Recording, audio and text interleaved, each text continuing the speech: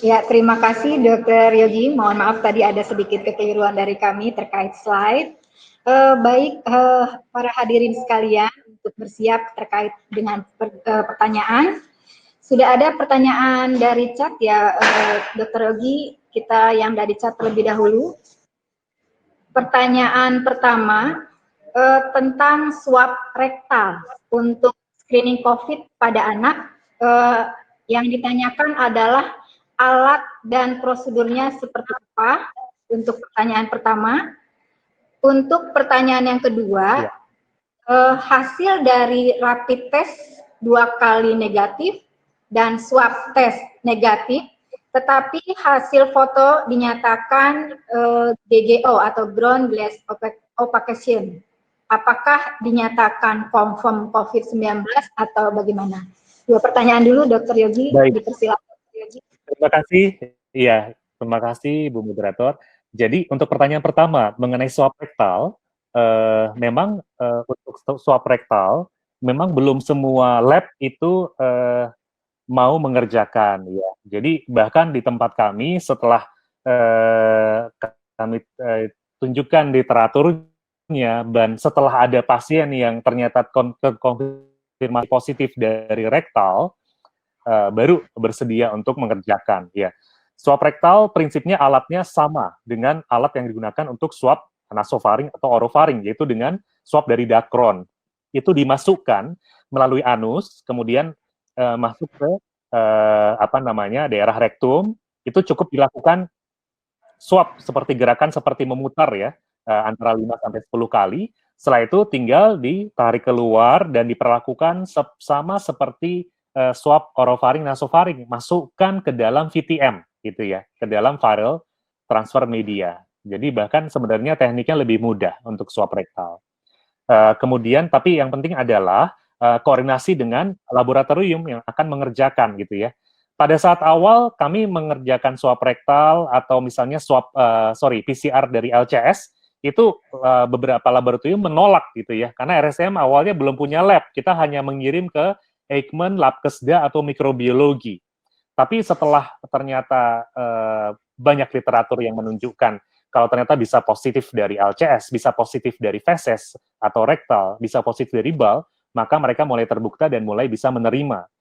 Untuk pasien-pasien yang belum sempat diswab ternyata sudah perburukan dan meninggal, jangan lupa ada swab postmortem. Karena pasien pertama kami di RSCM itu positif ketahuannya dari swab postmortem.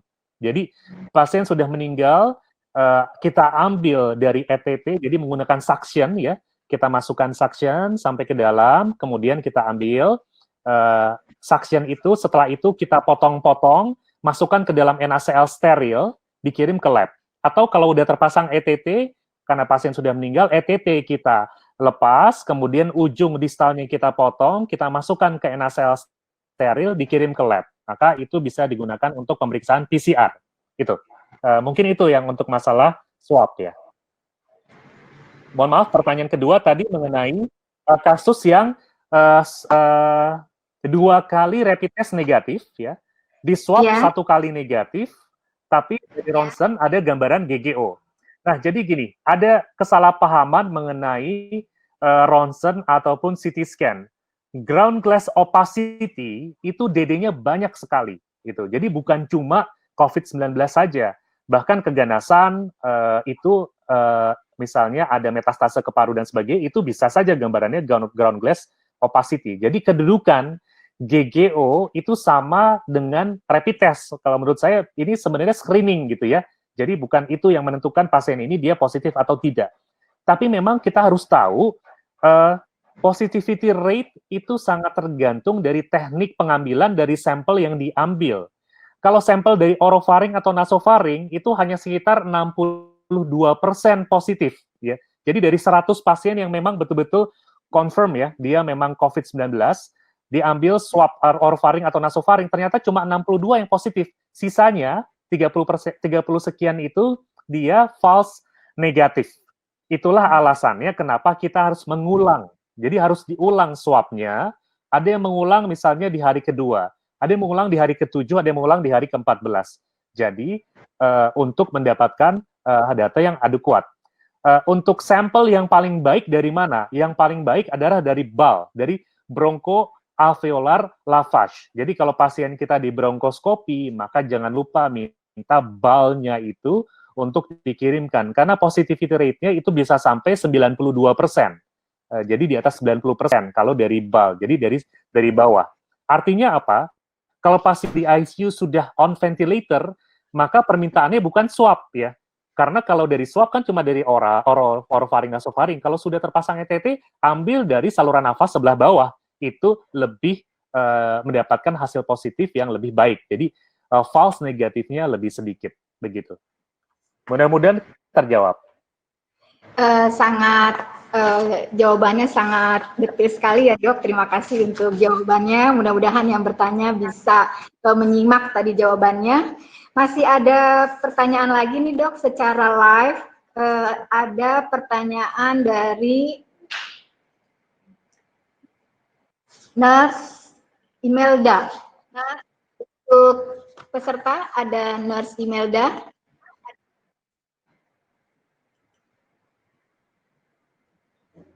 Nurse Imelda supaya bersiap untuk bertanya secara live.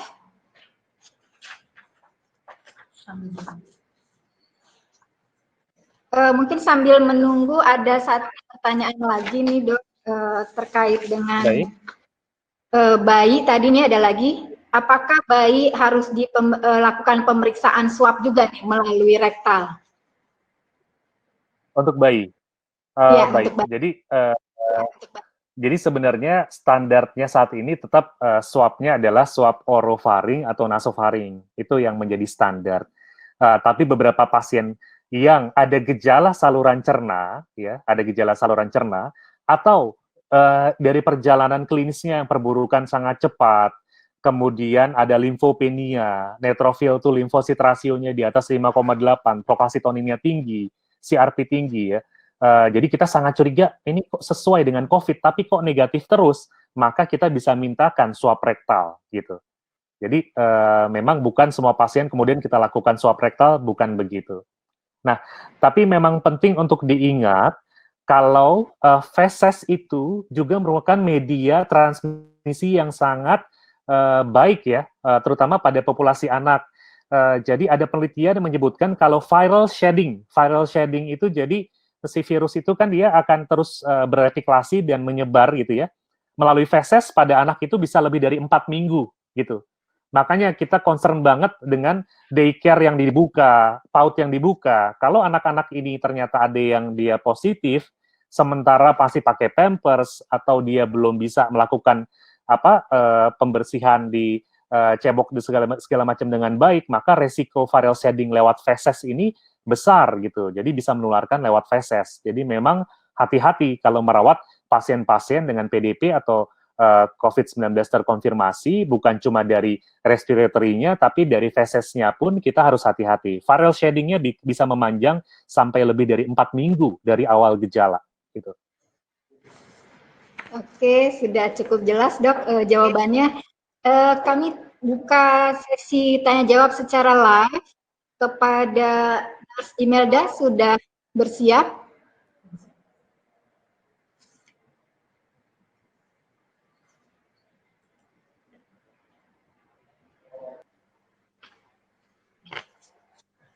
Mohon kalau memang belum bisa, mungkin ada satu pertanyaan nih Dok, satu lagi ya secara chat. Baik, nggak apa-apa. Perasaan atau pengalaman sebagai tim kesehatan, khususnya dokter dalam pelayanan di RCM, ada perasaan mungkin khawatir, kemudian takut gitu ya, saat merawat pasien dengan COVID-19. Apalagi ini mungkin di anak ya. Mungkin itu Dok pertanyaannya dari chat. Iya, saya rasa pasti semua ada rasa takut ya, gamang di awal. Dan saya yakin bahkan teman-teman perawat bahkan kan paparannya lebih lama lagi gitu dengan pasien. Jadi memang pada saat kita menghadapi musuh yang tidak kasat mata, yang kita belum kenal sepenuhnya sifatnya seperti apa, tentu kita merasa takut dan gamang. Tapi semakin kesini, semakin kita paham cara penularan gitu ya, maka kita tahu kalau ini sesuatu yang bisa dicegah penularannya. Kalau di rumah sakit kita sudah buat zonasi, kita ikuti dengan disiplin. Kita pakai APD, oke, bagus pakai APD, tapi jangan lupa ternyata konsentrasi virus tertinggi itu adalah bukan di ruang rawat, bukan, tapi di area doving, area pelepasan APD dengan di toilet. Nah, jadi kalaupun kita pakai APD level 3, tapi kita dovingnya tidak sesuai dengan prosedur, atau di toilet juga protokol kesehatan tidak dikerjakan, maka kita akan berisiko cross contamination di situ, gitu. Jadi pada saat awal pasti rasanya takut, khawatir, gamang gitu ya, tapi memang sudah disumpah ya, profesi ini kan memang profesi yang kalau orang lain ada infeksi dia mundur, kalau kita justru disuruh maju gitu kan ke depan gitu. Jadi saya rasa semua teman-teman pada akhirnya kalau memang ditugaskan, panggilan tugas pasti akan mengerjakan dengan sepenuh hati, tapi yang penting kita waspada, selalu waspada, tidak menurunkan level kewaspadaan ini penting ya, walaupun misalnya kita bekerjanya di zona hijau atau zona kuning, hati-hati, karena justru saya perhatikan beberapa kali pada saat di zona hijau, zona kuning, level kewaspadaan kita turun, maka kita berisiko untuk terpapar gitu. Jadi tetap kita harus berhati-hati. Physical distancing, menggunakan masker, itu semua tetap harus dikerjakan dimanapun. Seperti itu sih kira-kira. Saya yakin teman-teman perawat pasti punya pengalaman yang lebih berat lagi ya. Perawat-perawat kami bahkan pada saat bertugas itu harus tinggal di hotel kan, berpisah dengan keluarga, berpisah dengan anak gitu ya. Itu pasti berat sekali. Saya sendiri pada saat awal memang memutuskan buat memisahkan diri ya. Jadi karena saya khawatir kalau saya itu tanpa gejala, takutnya pulang ke rumah saya punya anak umur 3 tahun, nanti dia tertular, saya khawatir gitu. Jadi saya memisahkan diri. Tapi semakin kesini kan rumah sakit itu cukup concern ya. Alhamdulillah di tempat kami bekerja ada swab rutin untuk anggota atau tenaga medis, tenaga kesehatan, bahkan sampai ke Sapam, ke cleaning service yang kontak dengan pasien-pasien COVID atau PDP. Kita swab rutin, begitu hasil swabnya negatif, alhamdulillah berani buat deket keluarga lagi, seperti itu. Ya, baik Dok. Satu lagi pertanyaan kita coba secara live kepada Nurse Istiqomah. Dipersilahkan. Silakan.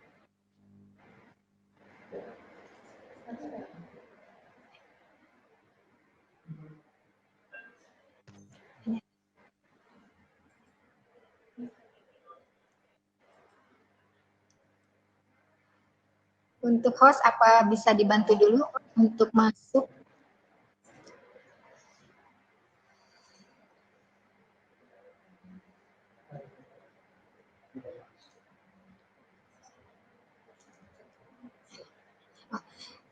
Dok, mohon maaf satu aja lagi ya Dok, secara chat lagi nih, satu lagi.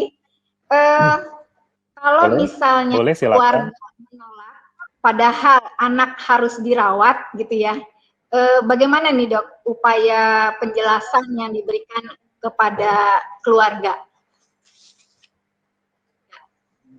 Baik, memang masalah ini kita hadapi semua ya. Saya yakin semua yang di frontliners itu berhadapan dengan kasus-kasus penolakan keluarga.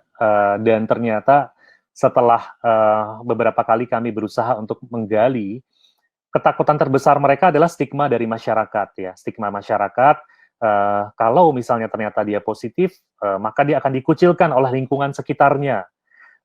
Kalau misalnya anaknya meninggal gitu ya, maka tadi dikuburkannya itu dengan protokol-protokol tertentu, keluarga tidak bisa ikut menguburkan dan sebagainya. Jadi masalah stigma-stigma ini yang memang kita perlu edukasi terus ke masyarakat, dan peran orang yang dituakan di lingkungan sekitar rumah itu penting sekali. Jadi peran ketua RT, ketua RW di lingkungan terdekat itu penting sekali. Kami pernah mengikuti satu kuesioner yang dilakukan oleh KPAI. Ternyata selain sosial media yang didengarkan oleh masyarakat sekarang itu adalah informasi dari ketua RT, ketua RW. Jadi memang sangat penting untuk si pemimpin di lingkungan terdekat dari pasien tadi juga ikut terlibat gitu. Jadi memang beberapa kali kalau pada saat pasien pun ternyata dia positif tapi isolasi mandiri, dia tidak harus dirawat, kita tetap mengontak dinas kesehatan setempat dan ketua RT setempat untuk ikut memantau gitu. Jadi yang penting sebenarnya edukasi. Masalahnya dengan banyaknya hoax ya, banyaknya informasi yang tidak berimbang gitu, bahkan teori konspirasi itu yang sulit ya. Jadi memang kita harus tidak bosan-bosan, tidak putus-putus melakukan edukasi.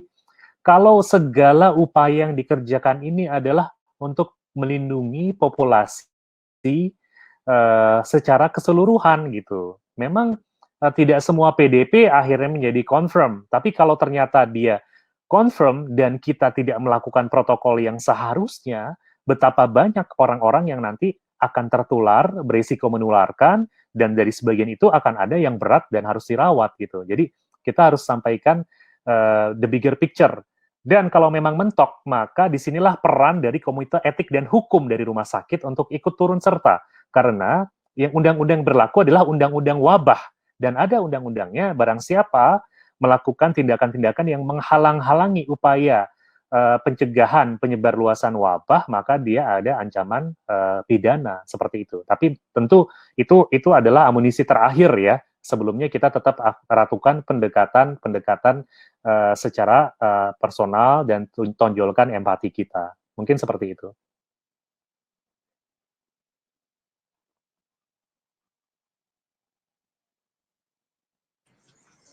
Apakah ada pertanyaan lain? Cukup dok, dari pertanyaan secara chat tadi sudah dijawab secara keseluruhan oleh Dr. Yogi. Jawabannya insya Allah dari chat juga dibilang sangat membantu meningkatkan pemahaman terkait dengan perawatan pasien COVID-19. Hadirin sekalian, karena kebetulan Dr. Yogi habis ini ada kegiatan yang lainnya yang tidak bisa bergabung dengan kita sampai akhir sesi ya dok. Sukses buat kegiatan selanjutnya. Terima kasih telah bergabung dan mendukung acara kami. Insya Allah nanti kita dapat berjumpa lagi untuk di kegiatan selanjutnya. Sukses untuk Dr. Yogi. Terima kasih. Wassalamualaikum warahmatullahi wabarakatuh. Untuk Dr. Yogi, terima kasih. Waalaikumsalam warahmatullahi wabarakatuh. Mohon pamit ya, selalu sehat, selalu semangat. Assalamualaikum. Amin. Waalaikumsalam warahmatullahi wabarakatuh. Terima kasih kepada Dr. Yogi atas materi dan juga jawaban yang ditanyakan oleh para hadirin sekalian secara chat ya. Kemudian kita lanjutkan untuk presentasi dari narasumber kita yang kedua, yaitu Nurse Hermin Mardiana, Sarjana Keperawatan